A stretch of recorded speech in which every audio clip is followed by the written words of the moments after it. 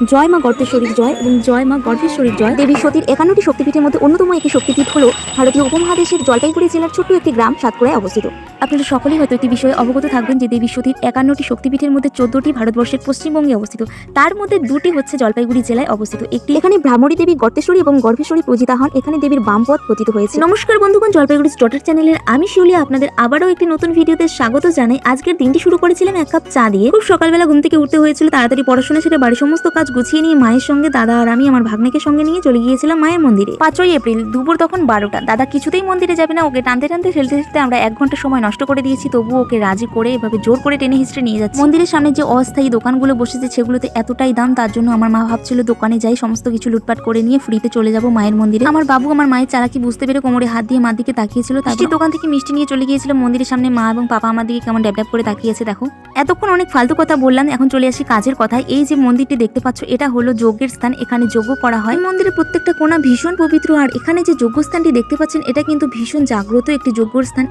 যখন এখানে যজ্ঞ করা হয় তখন জ্বলন্ত যজ্ঞ থেকে গমের চারা গাছ তৈরি হয়। বাসন্তী পুজোর সময় এখানে পুজো হয় এবং মেলা হয়। যজ্ঞস্থানে গিয়ে সবাই নিজের মনস্কামনা করে হাতে সুতো বেঁধে নিচ্ছে। মেলা উপলক্ষে প্রবেশপত্রে একটু অন্যদিকে করেছে, যজ্ঞস্থানের সামনে দিয়ে এখন যেতে হচ্ছে। আর মন্দিরের সামনে এত লম্বা লাইন লেগে গেছে পুজো দেওয়ার জন্য। কষ্টি পাথরের তৈরি এই দেবী মূর্তি মাটি ভেদ করে উপরে উঠেছিল। সূচনা লগ্নে মন্দিরটি খুবই ছোট্ট এবং কুড়ে ঘরের মধ্যে ছিল এই দেবী। ইতিমধ্যে এই দেবীর মাহাত্ম্য দেশ বিদেশে ছড়িয়ে পড়েছে। আপনারা সকলেই হয়তো অবগত আছেন যে মা কাউকে খালি হাতে ফেরান না। বর্তমানে যে মন্দিরের পুজোর চিত্র তুলে ধরছি সেটি হলো গর্ভেশ্বরী মন্দির। ওই মন্দিরে পুজো দিয়ে চলে এসেছি পাশের মন্দিরে। এই মন্দিরের দেবীর নাম হলো গর্তেশ্বরী দেবী। দেবী গর্ত থেকে উত্থিত বলে এই দেবীর নাম হয়েছে গর্তেশ্বরী। ওভারভিউ ইনফরমেশন দেওয়ার চেষ্টা করলাম এই ভিডিওটিতে। একটি ভিডিওতে কখনোই সম্পূর্ণ ইনফরমেশন তুলে ধরা সম্ভব না, যার জন্য আপনারা মন্দির থেকে বই সংগ্রহ করতে পারেন, তাহলে আপনারা মন্দির সম্পর্কে পুঙ্খানুপুঙ্খ তথ্য পেয়ে যাবেন। ইতিমধ্যে গর্ভেশ্বরী এবং গর্তেশ্বরী মন্দিরে পুজো দিয়ে চলে এসেছি মা কালীর মন্দিরে। মা কালী মন্দির থেকে বেরিয়ে চলে এসেছিলাম 51টি শক্তিপীঠের দেবীকে দর্শন করার জন্য। চলুন এবার একটু পুরাণের দিকে ফিরে যাওয়া যাক। সতীর বাবা দক্ষ প্রজাপতি একটি যজ্ঞের আয়োজন করেন। তার মূল লক্ষ্য ছিল শিবকে অপমান করা এবং সেখানে আমন্ত্রণ করেন গোটা বিশ্বব্রহ্মাণ্ডের যত দেবতা এবং দানব রয়েছে তাদের সকলকে। তার মধ্যে একমাত্র একজনকেই আমন্ত্রিত করা হয়নি, তিনি হলেন শিব। সেখানে তো শিবকে আমন্ত্রণ করা হয়নি, এমনকি তার একটি অদ্ভুত অবয়ব তৈরি করা হয়েছিল, যেটি দেখে সতী সহ্য করতে না পেরে, স্বামী অপমান সহ্য করতে না পেরে দেহত্যাগ করেন সেই দক্ষ যজ্ঞে। দেবী সতী যেমন তার স্বামীর অপমান সহ্য করতে পারেনি, তেমন শিবও তার স্ত্রী বিরহ সহ্য করতে না পেরে তার স্ত্রী অর্থাৎ সতী দেবীর ভস্ম শরীর নিয়ে কাঁধে করে গোটা বিশ্ব ব্রহ্মাণ্ডে তাণ্ডব শুরু করেছিলেন। তাকে কিছুতেই থামানো যাচ্ছিল না। সেই সময় ভগবান বিষ্ণু ভাবলেন যে এভাবে যদি চলতে থাকে তাহলে বিশ্ব ব্রহ্মাণ্ডের সৃষ্টি ধ্বংস হয়ে যাবে। ওনাকে থামাতে পারেন একমাত্র তার স্ত্রী।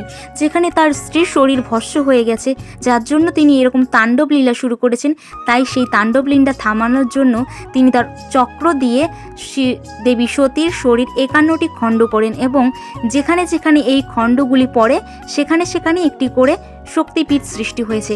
দেবী সতীর ভস্ম শরীর যেখানেই পতিত হয়েছে পাথরে পরিণত হয়েছে, আর সেখানেই তৈরি হয়েছে এক একটি শক্তিপীঠ। আমাদের এখানে যে গর্তেশ্বরী মন্দির ও গর্ভেশ্বরী মন্দির রয়েছে, এখানে দেবীর বাম পদ পতিত হয়েছে। মহাবিশ্বের 51টি শক্তিপীঠের মধ্যে ভারতীয় উপমহাদেশের ভারতবর্ষের পশ্চিমবঙ্গ রাজ্যের 14টি শক্তিপীঠের মধ্যে 2টি শক্তিপীঠ জলপাইগুড়ি জেলায় অবস্থিত। একটি হলো ভ্রামরী দেবীর মূর্তি, যেটি বদাগঞ্জে অবস্থিত। অন্যটি হলো জলপাইগুড়ি জেলার সাতপুরা গ্রামে অবস্থিত এই গর্তেশ্বরী মন্দির। আজ যেই মন্দিরটিতে আমরা এসেছিলাম সেটি হলো জলপাইগুড়ি জেলার সাতপুরায় অবস্থিত গর্তেশ্বরী এবং গর্ভেশ্বরী মন্দির।